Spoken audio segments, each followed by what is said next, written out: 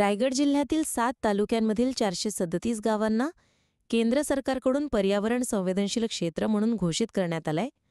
मात्र या केंद्र सरकारच्या निर्णयाला रायगड जिल्ह्यातील 7 तालुक्यांमधील ग्रामस्थांनी तीव्र विरोध केलाय.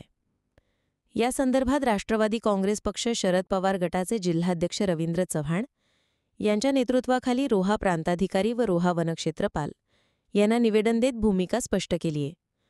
आम्हाला या संदर्भात केंद्र सरकारने कोणतीही पूर्वसूचना न देता अचानकपणे पत्र पाठवून हा निर्णय घेतलाय, याला आमचा विरोध असल्याचे जिल्हाध्यक्ष रवींद्र चव्हाण यांनी म्हटलंय. केंद्रीय पर्यावरण विभागाने पश्चिम घाट विकासासंदर्भामध्ये 31 जुलै 2024 रोजी अधिसूचना प्रसिद्ध केलेली आहे. ही अधिसूचना लोकांच्या हरकती मागवण्यासाठी आम्ही प्रत्येक गावामध्ये प्रसिद्ध केलेली आहे. त्यामध्ये हरकती आम्ही घेत आहोत आणि शासनाकडे पाठवत आहोत. यामध्ये प्रामुख्याने शेतकरी आणि स्थानिक रहिवासी यांना कोणतेही बाधा किंवा प्रतिबंध नाही आहेत असं साधारणपणे प्रथमदर्शनी दिसत आहे. आपल्या किती एरियामध्ये कोणकोणत्या गावांना किती संख्या गावांची? रोहा तालुक्यातली 86 गावं आहेत आणि सुधागड तालुक्यातली 33 गावं आहेत माझ्या उपविभागातली.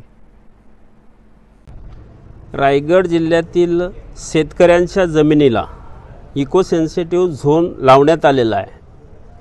हे षडयंत्र आहे आणि ते षडयंत्र रायगडच्या जनतेने निवडून दिलेल्या खासदार सन्माननीय सुनील तटकरे साहेब यांच्या षडयंत्रानं हा इको सेन्सिटिव्ह झोन लागला आहे असं माझं मत आहे. धनदांडग्यांच्या तिजोऱ्या भरायच्या, त्यांचे उद्योगधंदे, त्यांचे रासायनिक फॅक्टऱ्या, त्यातून होणारं प्रदूषण याच्यावर कोणताही उपाययोजना न राबवता गरीब शेतकऱ्यांच्या शेतजमिनीवरती इको सेन्सिटिव्ह झोन जर तुम्हाला लावायचाच आहे तर मग खासदार साहेबांनी आपल्या स्वतःच्या जमिनीवर सुद्धा इको सेन्सिटिव्ह झोन लावला आहे का, हाही एक प्रश्न निर्माण होतो आहे.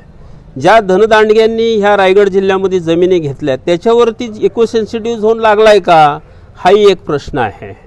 म्हणून करता जर हे इको सेन्सिटिव्ह झोन लावणार असेल तर राष्ट्रवादी काँग्रेस शरदचंद्र पवार पक्षाकडून आम्ही त्याचा जाहीर निषेध करतो आणि यांचं हे षडयंत्र आम्ही चालू देणार नाही.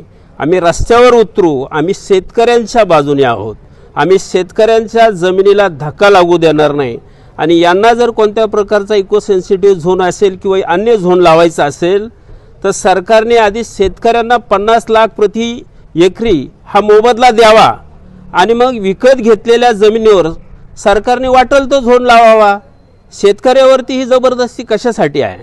शेतकऱ्यांच्या जमिनीचा शून्य भाव तयार करायचा आणि नंतर ते धनाढ्यांच्या घशात घालायच्या, हे आम्ही कदापि होऊ देणार नाही.